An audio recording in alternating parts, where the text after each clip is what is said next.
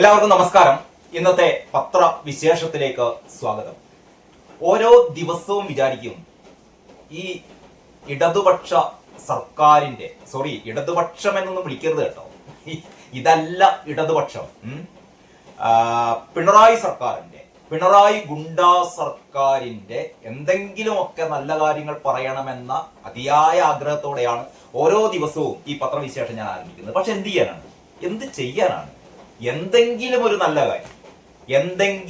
നല്ല കാര്യം കഴിഞ്ഞ 9 വർഷത്തിനിടയിൽ ഒന്നാം പിണറായി സർക്കാരിന്റെ കാലത്തും രണ്ടാം പിണറായി സർക്കാരിന്റെ കാലത്ത് ഇതുവരെയുള്ള ദിവസങ്ങളിലും എന്തെങ്കിലും ഒരു നല്ല കാര്യം കേരളത്തിൽ നടന്നു എന്ന് അന്തംഗമ്മികളല്ലാത്ത ആർക്കെങ്കിലും തോന്നുന്നു? ഓരോ ദിവസവും വീഴ്ച, നെറികേട്, അലംഭാവം, അവഗണന, ധൂർത്ത്,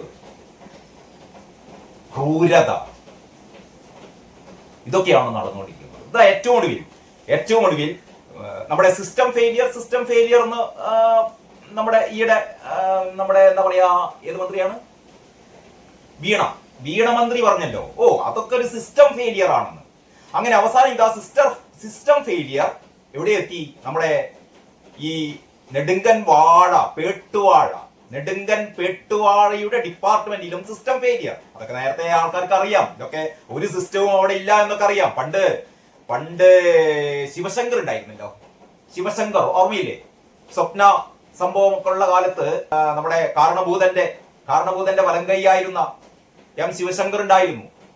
ഈ ശിവശങ്കർ പണ്ട് അടിച്ചു പൂസായപ്പം പറഞ്ഞിരുന്നു കാരണഭൂതനെ കുറിച്ച് ഒരു നല്ലൊരു റിമാർക്ക് പാസ്സാക്കിയിരുന്നു. പക്ഷേ ഒരു വിവരവും ഇല്ല, ഒരു അന്തവും കുന്തവും ഇല്ല. നമ്മളെ ഒപ്പിടാൻ പറഞ്ഞു കൊടുക്കുന്ന സ്ഥലത്തൊക്കെ ഒപ്പിടും, അത്രയേ ഉള്ളൂ. അതാണ് കാരണഭൂതം. ലോകത്തെയാകെ ഞെട്ടിവിറപ്പിക്കുന്ന കമ്മ്യൂണിസ്റ്റ്, ലോകത്തിന്റെ കമ്മ്യൂണിസ്റ്റ് ആചാര്യനായി വാഴ്ത്തപ്പെടുന്ന കാരണഭൂതം. അതാണ്. രാവിലെ തന്നെ നിങ്ങളെ ചിരിപ്പിക്കുന്നില്ല. അങ്ങനെ കാരണഭൂതത്തിന്റെ ഡിപ്പാർട്ട്മെന്റിലും സിസ്റ്റം ഫെയിലിയർ. കേരളത്തില് ഏറ്റവും കൂടുതൽ ഏറ്റവും വലിയ അപകടകാരിയായ കൊലയാളി, ബലാത്സംഗ വീരൻ ജയിൽ ചാടി. നിങ്ങൾ ആലോചിച്ചു നോക്കാം. അപ്പൊ ഇതിനെക്കുറിച്ചാണ് ഇന്ന് പത്രങ്ങളിലൊക്കെ വാർത്ത. പത്രങ്ങളിലൊക്കെ ഇന്നത്തെ എല്ലാ പത്രങ്ങളുടെയും പ്രധാനപ്പെട്ട വാർത്ത. ദേശാഭിമാനി ഉൾപ്പെടെ വാർത്തയുണ്ട് കേട്ടോ. പക്ഷെ ദേശാഭിമാനി പറയുന്നത് എന്താണെന്നറിയോ? ദേശാഭിമാനി പറയുന്നത് നമ്പർ 1 കേരളമാണ്. ഇതാ ജയിൽ ചാടിയ പുള്ളിയെ ഞങ്ങൾ പിടിച്ചില്ലേ? പിണറായി വിജയന്റെ പോലീസ് പിടിച്ചില്ലേ? പിണറായി വിജയന്റെ പോലീസ് അല്ല പിടിച്ചത് ഇവിടുത്തെ ഒരു സാധാരണക്കാരനായ ഒരാളാണ്. അയാൾ ബൈക്കിന് പോകുമ്പോഴാണ് ഈ മനുഷ്യൻ, ഈ ഗോവിന്ദസ്വാമി തലയിലൊരു തുണിക്കെട്ടുമായി നടന്നു പോകുന്നത് കണ്ടത്. ഇയാൾക്ക് തോന്നി ഇത് ഗോവിന്ദസ്വാമിയുണ്ട്. ആ ഗോവിന്ദസ്വാമി എന്ന് വിളിച്ചപ്പോൾ തിരിഞ്ഞോടി, പിന്നാലെ ഓടി പോലീസിന് വിവരം കൊടുത്തു. അങ്ങനെ പോലീസുകാരൊന്ന് വിളിച്ചതാണ്. അല്ല, പോലീസുകാരുടെ ശുഷ്കാന്തി കൊണ്ട്, പിണറായി കാരണഭൂതത്തിന്റെ ഈ ശിങ്കിടികളുടെ എല്ലാം താല്പര്യപ്രകാരം അവരുടെ ഒരു ഊർജിതമായ അന്വേഷണത്തിന്റെ ഭാഗമായിട്ടൊന്നല്ല പിടിച്ചത്. അപ്പം ചാടി പിടിച്ചു എന്നൊക്കെ പറഞ്ഞ് ഞാൻ കാണിച്ചു തരാം. അപ്പൊ മലയാള മനോരമ ആദ്യം ഇതാണ് എനിക്ക് തോന്നുന്നു ഇന്നത്തെ ഏറ്റവും നല്ല രീതിയിൽ വാർത്തകൾ അവതരിപ്പിച്ച പത്രം ഇന്നും മലയാള മനോരമ തന്നെയാണ്. മലയാള മനോരമയുടെ തലക്കെട്ട് യമണ്ടൻ വീഴ്ച എന്നാണ്. ആ തലക്കെട്ടിന് കൊടുക്കണം ഒരു ബിഗ് സല്യൂട്ട്.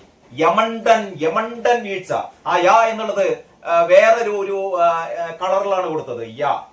അപ്പോൾ മണ്ടൻ വീഴ്ച, ഇതൊരു മണ്ടൻ വീഴ്ചയാണ് എന്നും വായിക്കാം, ഇതൊരു യമണ്ടൻ വീഴ്ചയാണെന്നും വായിക്കാം. കാരണം മണ്ടന്മാരാണല്ലോ സർക്കാരിലുള്ളത് മുഴുവൻ. വി ശിവൻകുട്ടി മുതൽ അങ്ങോട്ടേക്ക് നോക്കിയാൽ മണ്ടന്മാരുടെ ശിരോമണികളുടെ സംസ്ഥാന സമ്മേളനമാണ്. അങ്ങനെ യമണ്ടൻ വീഴ്ച. സർക്കാരിന്റെ സുരക്ഷാ സംവിധാനം സർവത്ര പാളി. എണ്ണി പറഞ്ഞാൽ ഒരുപാടുണ്ട്, പറയുന്നില്ല.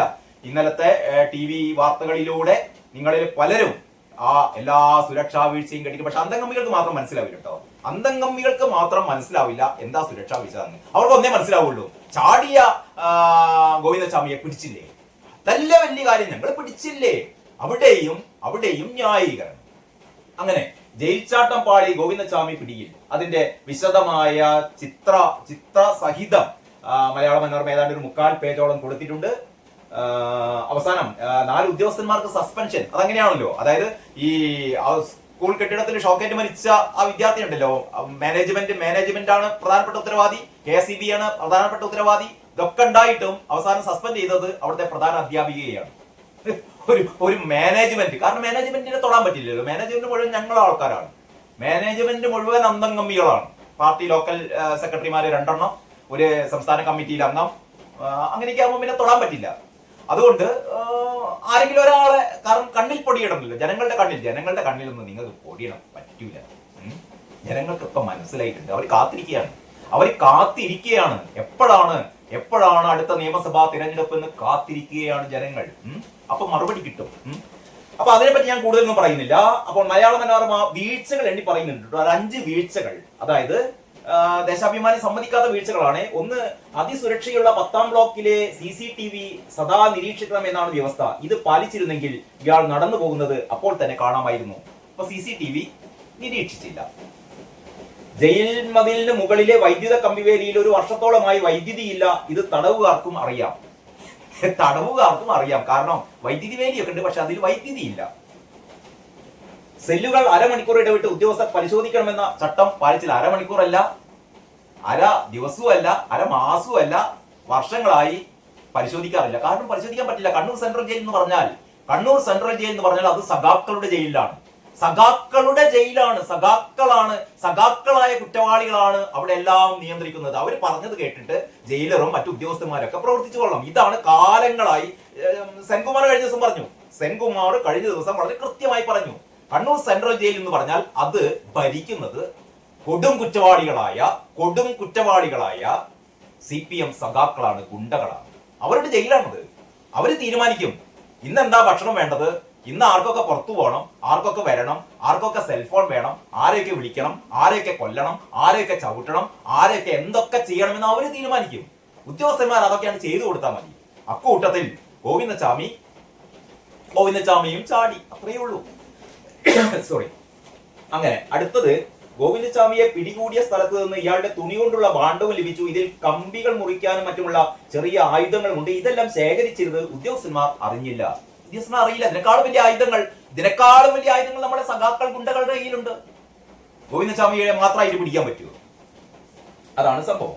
ജയിൽ ചാടുമ്പോൾ കറുത്ത പാന്റും കറുത്ത കുപ്പായവും വേഷം. ആദ്യം CCTV ദൃശ്യങ്ങളും ഇത് തന്നെ വേഷം. എന്നാൽ 3 മണിക്കൂറിനകം നഗരത്തിലെ CCTV ദൃശ്യങ്ങളിൽ വെള്ളക്കുപ്പായം. ജയിലിലുള്ളയാൾ ഇത്രയും വസ്ത്രങ്ങൾ ശേഖരിച്ചതും അറിഞ്ഞില്ല. അങ്ങനെ ഒന്നും ജയിലധികൃതർ അറിഞ്ഞില്ല. 4 ഉദ്യോഗസ്ഥന്മാരെ സസ്പെൻഡ് ചെയ്തിട്ടുണ്ട്. ആ വാർത്തയുണ്ട്. 4 ഉദ്യോഗസ്ഥന്മാർക്ക് സസ്പെൻഷൻ. എന്തിന് സസ്പെൻഷൻ?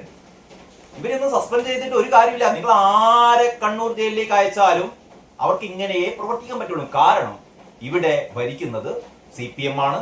അപ്പൊ CPM ജയിൽ ഉപദേശക സമിതി കണ്ടല്ലോ, P ജയരാജനാണ് ഉപദേശക സമിതിയുടെ എന്തോ ഒരു കൊണസ്ട്രാൾ.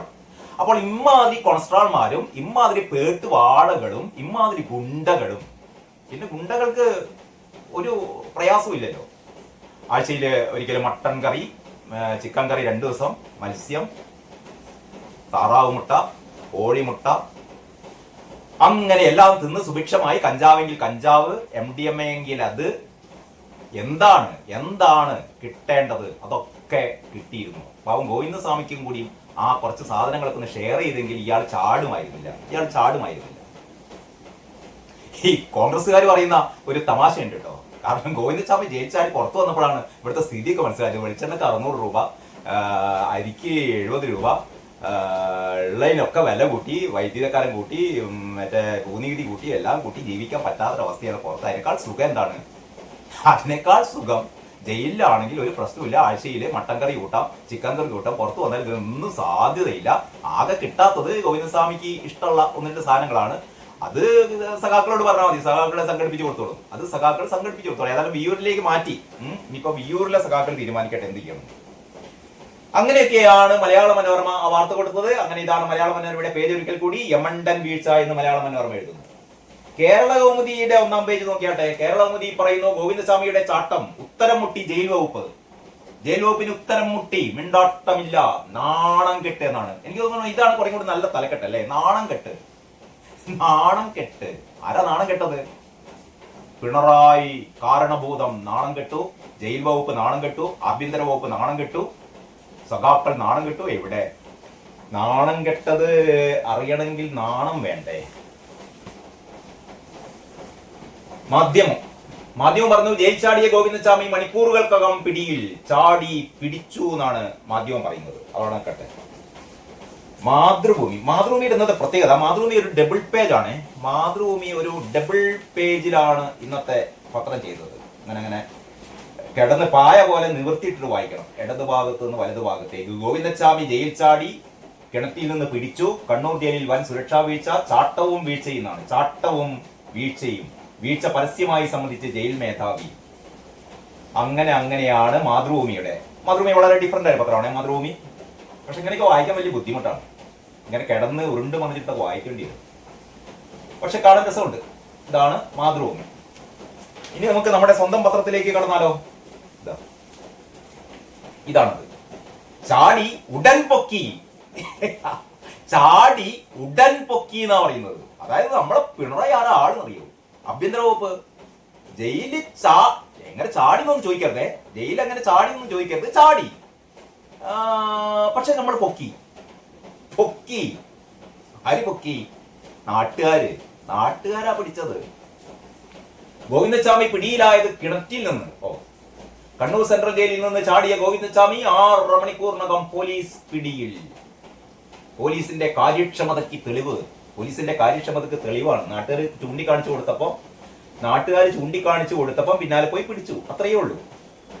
അപ്പോ ഇങ്ങനെയാണ് നമ്മുടെ ഗോവിന്ദസ്വാമിയുടെ വർത്തമാനങ്ങൾ. ഇതിനേക്കാൾ വളരെ പ്രധാനപ്പെട്ട വർത്തമാനങ്ങൾ ഇനിയും വരാനുണ്ട്. ഞാൻ അടുത്ത വീഡിയോയിൽ അത് പറയാം. കാരണം പിരപ്പൻകോട് മുരളിയുമായി ബന്ധപ്പെട്ട വാർത്തയുണ്ട്. നമ്മുടെ പൂമരന്റെ വാർത്തയാണ് കേട്ടോ. Capital punishment. വിഎസിന് ക്യാപിറ്റൽ പണിഷ്മെന്റ് കൊടുക്കണമെന്ന് പറഞ്ഞ സ്വരാജിനെ കുറിച്ചുള്ള പുതിയ വാർത്തകൾ അടുത്ത വീഡിയോയിൽ നമുക്ക് ചർച്ച ചെയ്യാം. ഓക്കെ, അതുവരെ എല്ലാവർക്കും നന്ദി, നമസ്കാരം.